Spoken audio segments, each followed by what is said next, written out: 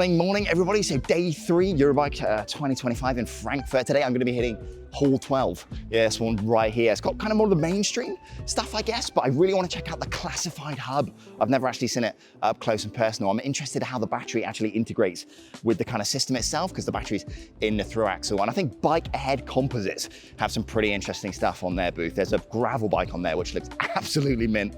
So yeah, let's crack on.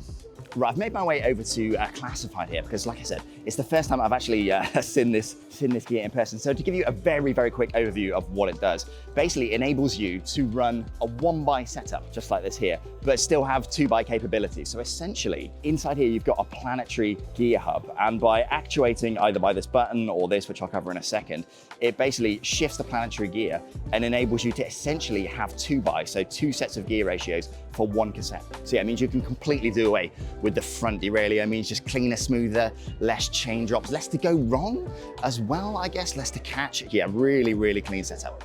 Now, the way they integrate the electronics to kind of actuate the shift is really interesting, right? So you've got a battery in the through axle. And my first thought was, how are you going to pass a charge or a current to an actuator? Because this whole setup is spinning and the through axle is stationary, right? It's static. So they use an inductive coil to, yeah, actuate the shift and move the planetary gears inside the hub. So when the classified hub was kind of first released a couple of years ago, there was no direct integration with any of the kind of existing group sets, right? So if you wanted to get it on your bike, you'd buy yourself the classified wheel, classified hub, and you'd have to actuate the shift via other means, right? So you've got a button cell battery and a Bluetooth receiver in the bar end plug here. You'd attach this button a little bit further up. So you change the gears at the back with the rear derailleur as normal, but then to kind of shift the front derailleur, as it were, and actuate the gears inside here, you need to press this button right there.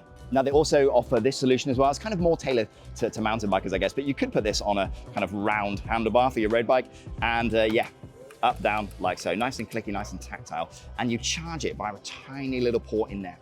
So yeah, previously it was a kind of fully standalone system, right? So you'd buy it all and have to sort it out yourself. More recently, they did a direct integration with this TRP, the group set here. So I need to go and check this out separately, actually, because I'm desperate to have a look. It's actually the first time I've seen it in the flesh. But yeah, it was a full integration with TRP. So if you bought the TRP group set and you had the classified hub with it, yeah, it would work seamlessly, and you could use the buttons to shift the classified hub. Right, shifting under power. Let's give it a go. Down. Seamless. So seamless. Oh, incredible. But one of the big announcements for the show here for Classified was the fact they've got Di2 integration now, which you might have read about. So yeah, you can see it right there. Power shift, Di2 Classified. So it's all generations of Di2. For the newer versions, it's much more seamless, the 12-speed, but for older 11-speed integrations, you do need to buy a little separate unit, which will send a kind of signal to the receiver in the classified hub. And they've got it here on this bike set up with, yeah, Shimano GRX Di2. And I can really see the appeal for gravel, right? Because you maintain the versatility of a 2x drivetrain, but without the complication of a front derailleur, like less chain drops, nice and clean. Now, the actual classified hub itself is a lot bigger than a standard hub, right? So in terms of wheel set selection, you can buy a wheel set directly from Classified, one of their kind of authorized partners. They've got a few suppliers that do wheel sets integrated with Classified, or you can buy the hub as a kit and you can actually lace up a wheel yourself. Now, let's talk cassettes quickly. So you obviously need to buy them directly from Classified. It's a kind of custom piece, $200 there or thereabouts, so not bonkers for a cassette, really. So they support CamPag, and yeah, up until recently, the cassettes for SRAM and Shimano, these ones right here, were the same, so they were kind of interchangeable. But considering the recent kind of Shimano integration, they're working on this, right, which is a specific cassette for Shimano drivetrain. So they're kind of trying to integrate some Hyperglide technology into here. So yeah, these aren't on sale yet. They'll be a little bit more expensive, but I believe the idea is that once they sort out the full Shimano integration, they'll yeah, supply separate cassettes for Shimano, SRAM, and CamPag. Right, so needless to say, I was well impressed with that classified hub. Yeah, the shifting under load was nuts. Absolutely no need to let off at all, no crunching or anything like that. Yeah, bonkers. Now in terms of cost, right? So say you've got a 12-speed Di2 group set and you want to upgrade to the classified hub, you're going to need a new wheel set and hub. It's going to set you back $2,799, so $2,800, which is a lot, but it's not crazy considering you get the wheel set as well. I mean, a decent carbon wheel set, it's going to set you back $1,200 anyway. And to get all that classified tech in there, yeah, I think that's all right, actually. I'm going to have to try and get my hands on a set. Maybe they'll lend me a bike because, yeah, that was bonkers. So cool. Right, so I'm over here at the TRP booth and I'm looking at their Vistar, or is it Vistar electronic group set? Yeah, they've integrated it directly with the classified hub. And it's a slightly kind of unique take on an electronic group set. So let me try and explain. So it comes in road and gravel. And even though it's got that kind of classified hub integration, they tout it as a 1x15 for road or 1x16 group set for gravel. So here's the deal, right? With a classified hub, you don't have a 2x chainring. So it's not immediately apparent. You can't exactly look down and see what chainring you're in. So TRP have kind of devised quite an interesting way to take that kind of question out of the equation. All right, so I'm gonna try and kind of demo it for you here on the stand. So this is the road setup. So it's essentially a 1x16, right? So I'm in the easiest gear, number 1, 2, 3, 4, 5, 6, 7, 8, and now 9. So basically it shifted the classified hub. So we're essentially in the large chainring, as it were, and it's brought you back up the cassette, so kind of downshifted. So that's 9, 10, 11, 12, 13, 14, 15, 16. So it is essentially a 1x16 drivetrain. Now, in terms of the actual setup on the bike, it is fully wireless in a sense, so there are no kind of Di2 or equivalent electronic cables that have to be fed through the frame. But I was talking to the guy, apparently the patents held by SRAM and Shimano with regards to wireless electronic group sets is pretty ridiculous. So they've actually had to house the battery and receiver for both shifters in the drop here. So it's this little unit right here. So it's got the battery and then you run wires up to the shifters. That controls both the classified hub shifting via the receiver in the through axle here and also the rear derailleur. And then in here, I'm not sure if I can grab it out for you. Let me try and lift that catch up. There should be the battery right there. So that's the battery for the actual rear derailleur. So pretty clean setup, I'll give them that. With the gravel setup, it's a larger cassette, slightly different gear ratios. So it jumps a slightly different number of gears when you when it auto shifts. So that's a 1x15, whereas the road is 1x16. So I understand what they're trying to do. They're trying to take the confusion out of this classified hub for the end user. But if you want to, you can treat it like a regular 2x drivetrain because you do have the buttons on the other shifter to control the classified hub manually. So that option is there if you want it as well. The one thing I will say about it is I was trying the bike on the stand shifting, and the classified hub is designed to shift really well under load, right? When you kind of shift between the small and the large chainring, as it were. But when you're also jumping 2 or 3 gears whilst that change is happening, you do have to kind of let off the gas, as it were, in order to make that shift nice and smooth. Otherwise, you're going to be crunching through the rear cassette. So that, I don't know, kind of defeats the point. Like, I get the idea and I understand it, but yeah, the shifting and the load, it kind of takes away that advantage a bit. But talking to the guys here at TRP, well, they have to differentiate themselves between the big boys, so the Shimano and SRAMs of the world, right? So I understand why they've done this kind of quantum shift, and that's what they're putting forward in their marketing, this 1x15, 1x16 setup. So it does kind of make sense. I asked one of the guys if they would ever consider not using the classified hub and going with a standard 2x setup with an electronic front derailleur, but apparently no, they're completely committed to this partnership with classified and this, yeah, quantum shift idea. I mean, it is different to what the other guys are doing. I'll definitely give them that. But yeah, an interesting take on an electronic group set, that's for sure. Right, I just popped into the, Java booth. I was walking past. This brand has absolutely exploded recently. It's massive in China. When I was at Shanghai, the booth was enormous. This one is a little more kind of regular size, I suppose. But yeah, they're trying to get a foothold in kind of Western European markets. But there's a bike on here that looks wicked. So TT isn't necessarily my bag, but this thing looks absolutely nuts. It's the Java J-Air Vega. Yeah, the thing which really struck me was this head tube height here is absolutely minuscule. That is the kind of shortest head tube height I think I've ever seen on a bike. Obviously, you've got quite a big stack here up to the TT bars, but yeah, that head tube height, so small. This wedge here between the top tube and the seat post is absolutely huge, and I just love the angularity of the design, the way they've kind of contoured it with these lovely sharp angles. For example, this line here goes right from the derailleur all the way up to the top tube. Yeah, beautiful looking machine. A couple of interesting bits. As it happens, I wasn't actually aware, but Java are one of L2's biggest partners. So it's running the L2 ER9 group sets. Obviously, this brand is massive in China, and L2 has a much bigger presence there. So yeah, we're running L2 ER9. So they got their new TT group set on here. They got the ER9 rear derailleur, and yeah, again, ER9 front derailleur. So I kind of showed this off in Shanghai a little bit. I wasn't aware they did it, but yeah, it's an electronic TT group set. So yeah, brake levers feel really lovely. And then you've obviously got the shift buttons there. And on the other side, I know people were screaming out for this, but yeah, here it is in the flesh on a bike. Looking at the crankset here they've paired with this group set, it's from a brand called Decaf.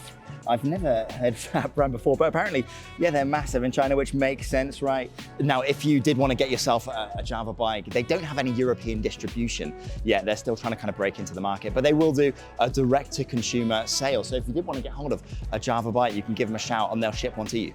Now, the cost on this thing, honestly, yeah, not really. It took me by surprise. So in this spec, right, so we're talking L2 ER9 and then these Decaf wheels here, you can get this full bike for $3,000, 3,000 euros, around that. Obviously, specs vary with different group sets, different wheels, etc. But yeah, around $3,000 for this. This one here also caught my eye. So it's their kind of J Air line, which is a slightly separate series, but this one is called the J Air Vittoria. You can see it kind of sits in a middle ground between full-on TT and road. So it's technically a road bike, but you've got these kind of semi-TT handlebars up here that they ship with. And then you've got, yeah, standard road shifters. This one here is rocking 105 Di2, and I've got to show you the rear wheel.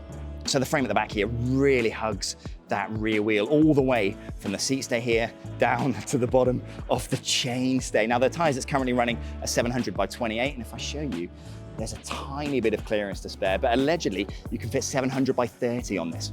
Now the bars at the front here that they ship with are pretty cool. So again, it kind of sits in that middle ground between road and TT, right? So you go standard road shifters, but then you can get into a nice tucked TT position up here. And if I show you, they've got that front shroud over the head tube there, kind of akin to the Colnago Y1 RS, although apparently Java have been using a design like this for far longer. Apparently this has been in development for about 10 years, this particular design, and they've used it on a couple of bikes. Again, I was asking about price, and in this current configuration as it sits, so like I showed, 105 Di2, you've got these Decaf wheels, like I said, brand I've not heard of, and Decaf crankset. So yeah, around $3,000 for this, which is pretty nuts. Now, I'm sure it's not the most comfortable bike in the world, but it sure does look pretty fast. But yeah, Java, surprising stuff, gotta be said. Right, so I was just walking past this booth, and the bike at the back there, those two, they really caught my eye. This is a brand called Nicolai, never heard of it before, but some pretty cool looking bikes.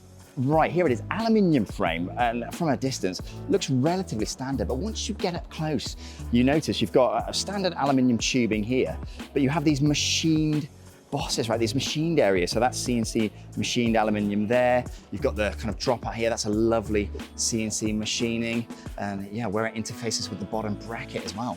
So as soon as I started looking at this thing in detail, this area here really caught my attention because yeah, this is a very well machined, CNC machined kind of dropout area. Normally you'd have where the chainstay and seat stay meet, you'd have the hanger and you'd be done with it. But you have all this really intricate machining. So let me explain. So talking to the guy, this frame is all welded up by hand, right? And when you're dealing with that, you're gonna deal with some slight warping of the material ever so slightly. So you can get things relatively close, but this region here allows them to make micro adjustments to the position of the dropout to ensure that the rear wheel is in perfect alignment. So essentially what they do is they weld up the frame, get that all together. And then once that's done, that's when they actually mill these holes out and connect the rear derailleur, ensuring that after it's fabricated, the rear wheel is in perfect alignment with the front. So this is an electric mountain bike frame here, but the principle with which they attach their hanger to the back is the same. So this is a UDH hanger in this instance, but you can see there's a little, well, you can basically move it around in 2 axes, up, down, left and right, because you've got a bit of space in this cavity. So yeah, they'll get the frame built up, fabricate that, and then yeah, like I said, they'll ensure the rear wheel is in complete, like perfect alignment by moving this around within this cavity. Now, just to come back to the kind of really nicely CNC'd parts that they include on this frame. So this company, Nicolai, this is what apparently they were known for before, bike manufacture. They did a lot of aluminium CNC work, hence including it on the bike. I guess it's part of their kind of DNA, makes these kind of a signature piece for these frames. Now, as I'm sure you can expect with a bike of this kind of caliber, I suppose it's not incredibly cheap. We're looking at €5,500 for a bike in this particular spec. And just to be clear, we've got a GRX mechanical here, Shimano GRX, and we've got some DT Swiss gravel wheels as well. But yeah, pretty tasty, no doubt about that. They also do a bunch of custom stuff. So if you want a custom frame, custom color, custom geometry, they can get that done for you as well, obviously with a bigger price tag. Now, just to cover it off quickly, this one is very, very cool. So it's essentially the same bike, same sort of geometry here, a gravel bike, but it's got this pinion gearbox in here, and it's an electronic 12-speed gearbox with a belt drive. Now, interestingly, we're kind of running one of the TRP group sets that I saw earlier. This is their high wire group set, but yeah, you can shift while static. So let me get my mic up here and I'll demonstrate. Yeah. So yeah, that is very, very cool. A little bit more pricey than the standard kind of mechanical bike down there. So I think he quoted me €7,500 for that, but that 12-speed pinion gearbox in there, really wicked. And apparently shifting under load, not a problem at all. So yeah, some really interesting bikes here. So this I've seen a lot more of recently, this kind of all-road concept for a bike, right? So you got your gravel, you got your strict road bike, and then you've got this all-road. This is the Ridley Griffin RS, pretty pricey, obviously, starting there at €8,000. But the tire clearances on this are pretty ridiculous. So these are, yeah, Vittoria Corsa Pros. This is a 38C, and you can see still got masses of tire clearance. I don't know what the maximum is, but yeah, it's gotta be close to 50. I think I kind of initially criticized the all-road concept when it came out, because it's like, why would you bother with a bike like this when you can get a kind of a fully featured gravel bike? Why are you restricting yourself to kind of a road group set with skinnier tires? But clearly people want it, and I've gotta say, I do love running 700 by 30s. Maybe it's time I kind of embraced the all-road concept a little bit more. The chunkier tires certainly would be welcome on some of the pretty rough B roads that I tend to go down. Right, I've run into this absolutely gorgeous looking bike here from a brand that I've not heard of, and I'm gonna try not to butcher the name, Officina Battaglin. Yeah, ridiculous thing. So this thing is called the Cortina.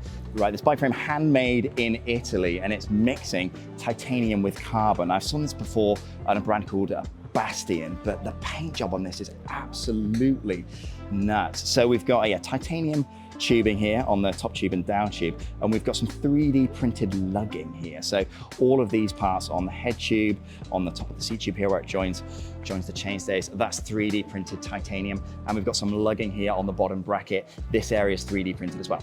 All of the exposed carbon parts have this lovely chopped, sort of forged carbon finish on the outside. Can you see that? Really reflects the light really, really well. And it's consistent throughout the bike. You've got the chainstay here, that's all forged carbon, seat stay forged carbon, and then we've got the head tube here. That's got a lovely forged carbon as well. So it's got a forged carbon outer, and then inside just kind of more layered with more regular carbon fiber. Apparently the fact they can use the forged carbon within the tubes means that the wall thicknesses for those carbon sections can be a little bit thinner as well. The thing that was interesting to me though, you can see where all these mounts are. So this is a mount for say a top tube bag here, and you've got the bottle cage mount. It's all into the carbon, right? So you've got a carbon piece here, apparently it's a cutout through the titanium tubing. Same on there, but here because it's a forged carbon piece, they've been able to put the bottle cage bolts directly in here. So they told me the reason for that is that the titanium tubing is only 0.4 millimeters thick, so it's pretty thin. So getting a riv nut in there and getting the correct threading and make sure it's secure is a bit more difficult. So they've put a cutout in here, bonded a bit of chunkier carbon in there, and it means they can put these cage bolts here and the bottle cage bolt right there. Now it's entirely handmade in Italy, so it's not going to be particularly cheap. You can see starting from €4,500. But considering the Envy bike that I looked at yesterday, admittedly it was full carbon fiber, but that frame set was €10,000. This is half the price of that, essentially. They offer a couple of standard sizes for the frame sets, but obviously handmade in Italy, right? You can basically get them to build you a custom bike, so custom geometries, custom color, etc. I imagine sky's the limit on that one. And clearance for 700 by 50C, which is pretty cool. I mean, yeah, this is a gravel bike, right? But with this absolutely nuts paint job, I'd have to have frame stickers all over this to ensure it doesn't chip. But yeah, what a beautiful bike. I think easily one of the nicest looking ones I've seen out of the show.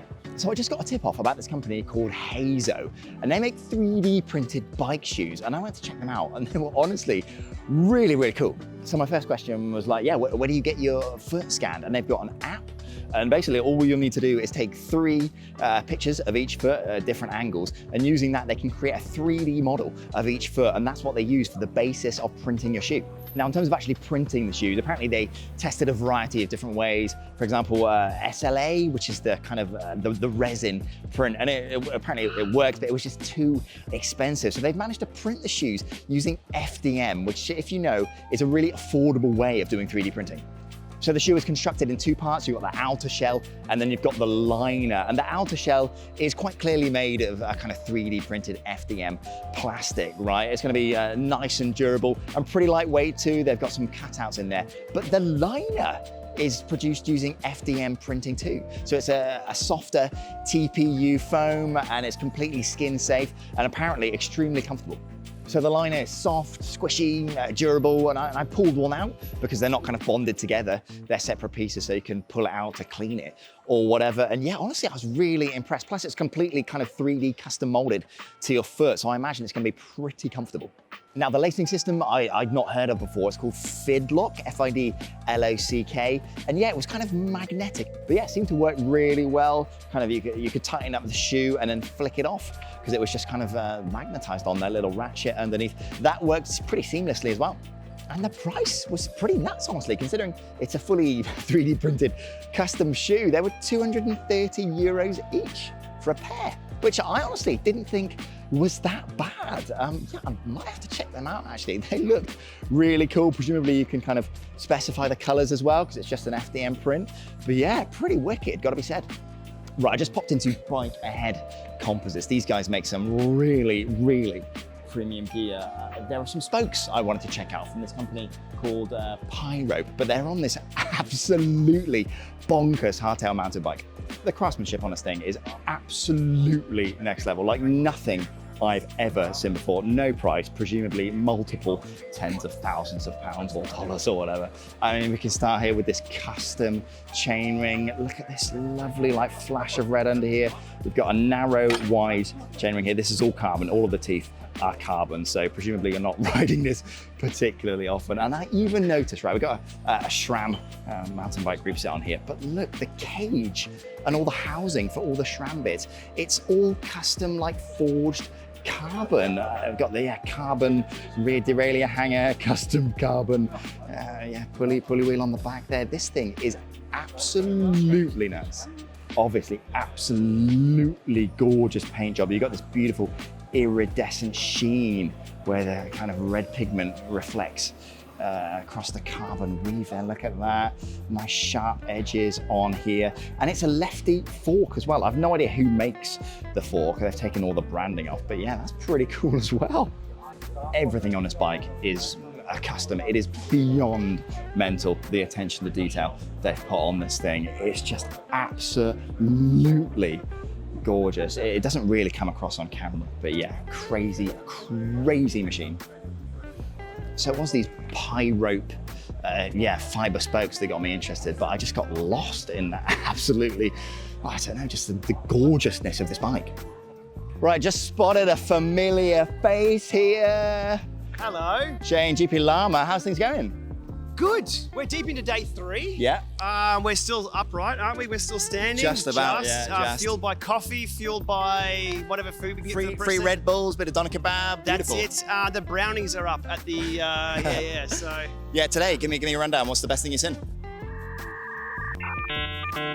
I'll get back to you on that one. Okay, all right, nice. It's been pretty quiet. The people. Not because there's very few people here, but the people on the stands, the people we've seen at China Cycle, the people we've seen in Taipei. Yeah. The companies are still here, but there's a lot of energy, there's a lot of new products. But I think what we're seeing overall is that a lot of releases came before the show.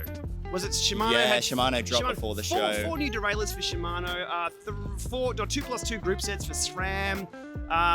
They're all doing it before the show. Classify dropped it before the show as well, like the day before. So the exciting thing's gone. A few years ago, back in my day, I'm sounding old now, we'd have like 4 or 5 videos queued up at like day 1 of Eurobike. Sure. And the embargoes were just like drop. But then companies are like, you know what, we don't want to be mixed up in all this news, and we'll get lost in the weeds. Yeah. Let's release a day earlier, or a day earlier, or a day earlier than that, or a week earlier. So that's caused a bit of a ripple with what we do. Yeah. But it's here though.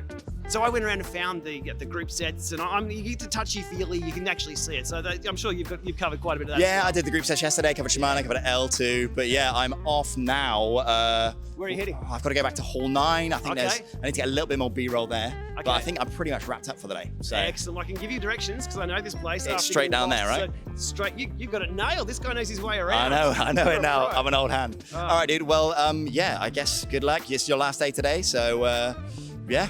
Maybe I'll see you later at the press office. Absolutely, let's do it. There's some muffins and there's coffee still there this time of day. All right, sweet. All right, cheers. Good to see you, dude. Ciao.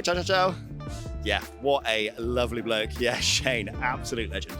So yeah, I got a little bit sidetracked with Shane, but essentially, yeah, that absolutely gorgeous kind of a hardtail mountain bike aside, the reason I was there was to check out those Pirope fiber spokes. So I actually met the owner of the company yesterday, and apparently the material they're made out of is called Vectran, but don't quote me on this, but I think he mentioned it was a type of polyester fiber. But yeah, similar to some of the other fiber spokes we've seen, they've got a head and a nipple bonded on there, and you can get some different colors as well. I think the one on the booth was a gold one. But there's a reason I wanted to bring this up. So I've made a few comments to the effect that I don't understand why you'd put fiber spokes on a road wheel. So for gravel and mountain does make sense, you've got a bit of compliance. But on a road wheel, you want ultimate stiffness. So why would you want to introduce that level of kind of flexibility and compliance onto a road wheel? One of the comments I saw called me out on this actually, saying that I need to kind of try these spokes before I make these assumptions. And it got me thinking a bit more kind of wider about the topic. And they're right in a sense, because I ride 700 by 30 tires, right? Because I like that level of squish and compliance. So presumably adding fiber spokes onto a road wheel is gonna add that in. It's gonna add that comfort, and yeah, wider, fatter tires are potentially faster. So potentially fiber spokes could do the same thing. Either way, I'm really gonna need to try a road wheel with fiber spokes. So yeah, thanks for the comments for keeping me on my toes. I do honestly appreciate it. Right, that about wraps it up for day 3 here at Eurobike, ladies and gentlemen. So yeah, I covered a bit more of the kind of premium mainstream stuff today, so I hope you found that interesting. That TRP group set was pretty cool, to be honest. Upon reflection, I think I'm gonna have to try it. And that classified hub was nuts. Yeah, beyond the expectation, really. I am here tomorrow. It's a public day, so I imagine the place is gonna be flooded. So I'll try and get some content out if I can. But yeah, as always, really appreciate you sticking with. And yeah, see you later. Ciao, ciao.